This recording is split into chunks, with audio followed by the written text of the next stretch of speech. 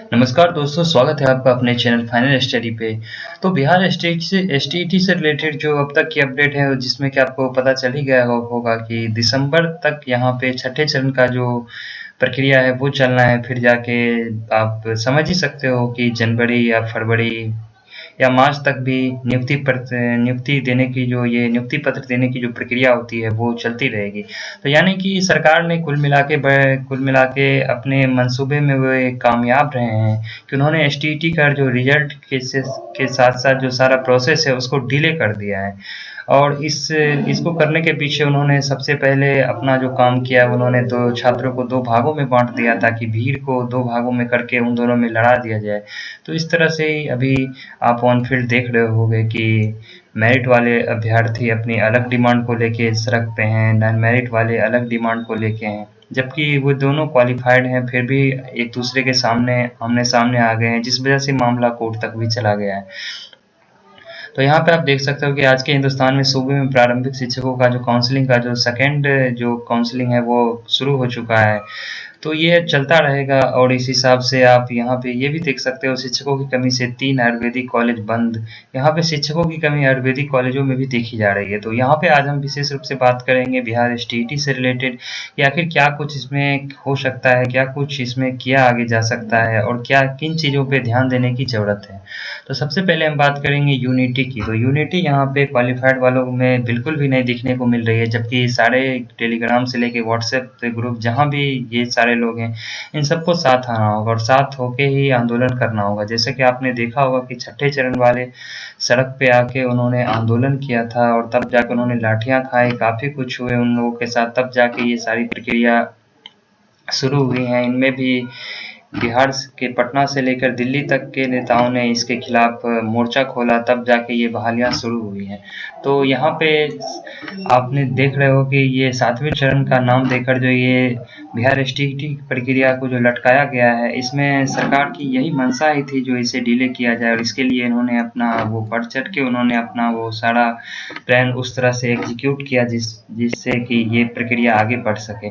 आप यहाँ पे आज के अखबार में दैनिक भास्कर का एक न्यूज़ देख सकते हो, ऑनलाइन पढ़ाई का सच। केंद्रीय शिक्षा मंत्री का खुलासा, देश में 2.69 करोड़ छात्रों के पास डिजिटल डिवाइस नहीं।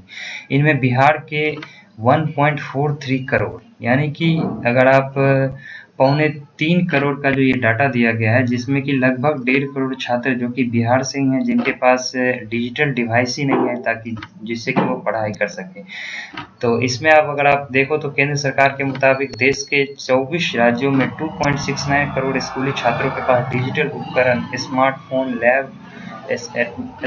टैब, लैपटॉप, कंप्यूटर आदि नहीं है। इनमें अकेले बिहार के ही 1.43 करोड़ छात्र हैं। कोरोना महामारी के दौर में लंबे समय से स्कूल बंद है और पूरा पठन-पाठन ऑनलाइन प्लेटफॉर्म पर शिफ्ट हो गया है। तो यहाँ पे आप देख सकते हो कि ये जो इन्होंने डाटा दिया है, तो इसके हिसाब से 1.5 करोड़ जो कि अभ्यर्थी हैं बिहार के जिनके पास ये डिवाइस नहीं है। अगर इनके पास ये डिवाइस भी होते हैं तो फिर इनको पढ़ाने वाला भी चाहिए। जैसे कि आप लैपटॉप या कंप्यूटर की बात करो तो अगर आपको उसे चलाना है या फिर उससे रिलेटेड शिक्षा ग्रहण करनी है तो आपको कंप्यूटर टीचर की आवश्यकता होती है। जैसा कि आप प्राइवेट स्कूलों में देखते हो, कंप्यूटर का एक अलग सब्जेक्ट होता है, उसके एक अलग टीचर होते हैं। तो फिर ऐसा सरकारी स्कूलों में क्यों नहीं है? आखिर सरकारी स्कूलों में 12th आफ्टर 10+2 में ही कंप्यूटर की शिक्षा क्यों दी जा रही है? क्या कंप्यूटर की शिक्षा क्लास 4, 5 या 3, 4 से नहीं दी जा सकती है? तो इस तरह से अगर हम बात करें तो कंप्यूटर की काफ़ी सारी वैकेंसियाँ बन सकती हैं। सरकार ने जहाँ तक एसटीईटी का जो 18,000 का जो 17,000 समथिंग का जो रिजल्ट दिया है, जिसमें कि उन्होंने बस 1673 सीटों का प्रोविज़न अब तक दिया है। तो इसमें अगर हम बात करें, अगर सारे प्राइमरी स्कूल से लेकर जो हायर सेकेंडरी स्कूल जितने भी स्कूल हैं, इन सब में अगर कंप्यूटर के टीचर की बहालियाँ की जाती है तो निश्चित रूप से ये 18,000 भी कम पड़ जाएँगे। ये 17,000 की सीट कम पड़ जाएँगे। तो यहाँ पे ये दबाव बनाना चाहिए कि सीटों को बढ़ाया जाए। सीटों को बस आप 5 लोग ग्रुप बना के और सचिवालय में या फिर संजय कुमार के पास जा रहे हो और बातें करके चले आ रहे हो, वो कर रहे हैं, ध्यान देंगे। तो इस तरह से अगर आप इन सब सारे न्यूज़ों को भी अगर एनालाइज़ करो तो बिहार में काफ़ी सारे ऐसी वैकेंसियाँ हैं जिसको क्रिएट की जा सकती है कंप्यूटर के फील्ड में, बट वो किया नहीं जा रहा। और दूसरी बात, अगर हम बिहार STET की बात करें तो STET में आपको ये बता दें कि आपको स्टेप बाय स्टेप करना होगा। सबसे पहले अगर हम बात करें नोटिफिकेशन की, तो नोटिफिकेशन में ये साफ कर दिया गया था कि सर्टिफिकेट का वितरण किया जाएगा जिसकी वैलिडिटी 7 वर्षों की होगी। सेंट्रल गवर्नमेंट के ऑर्डर के बाद से इसकी वैलिडिटी को लाइफ टाइम कर दिया गया है। तो सर्टिफिकेट जब अगर सरकार ने अगर दिसंबर के बाद इस प्रोसीजर को अगर आगे बढ़ाने की बात कही है तो फिर सर्टिफिकेट देने में क्या प्रॉब्लम है, क्योंकि अब तक तो कोर्ट ने कोई अड़चने नहीं लगाई हैं जो सर्टिफिकेट नहीं देना है या फिर जो भी है, लेकिन सर्टिफिकेट भी गवर्नमेंट नहीं दे रही है। तो सबको साथ आके सबसे पहले सर्टिफिकेट के लिए बात करना होगा। जब तक आपके पास में कोई वैलिड प्रूफ नहीं हुआ कि हाँ आप STET क्वालिफाइड हो, आपके इतने मार्क्स हैं, आप क्वालिफाइड हो, इनमें आपके जितने भी जो मार्क्स हैं, तो आपके पास एक वैलिड सर्टिफिकेट होगा, तब अगर आप रोड पे उतरते हो तो उसका एक सेंस बनता है। तो सबसे पहले जो हमें आवाज़ उठानी चाहिए उसके लिए हमें सर्टिफिकेट की ज़रूरत पड़ेगी। तो सबको मिल के साथ आना होगा, ट्विटर कैंपेन से लेके हर चीज़ करना होगा ताकि सर्टिफिकेट मिले। तो इसके लिए मेरिट और नॉन मेरिट वाले अभी आप इन चीज़ों पर फोकस ही मत करें, सीधे आप क्वालिफाइड को देखें, क्योंकि कुछ भी हो सकता है। अगर आप क्वालिफाइड हैं और मेरिट में अगर आपका शो हो रहा है तो आप देख ही सकते हो नियोजन इकाई में कितनी सारी दिक्कतें आ रही हैं।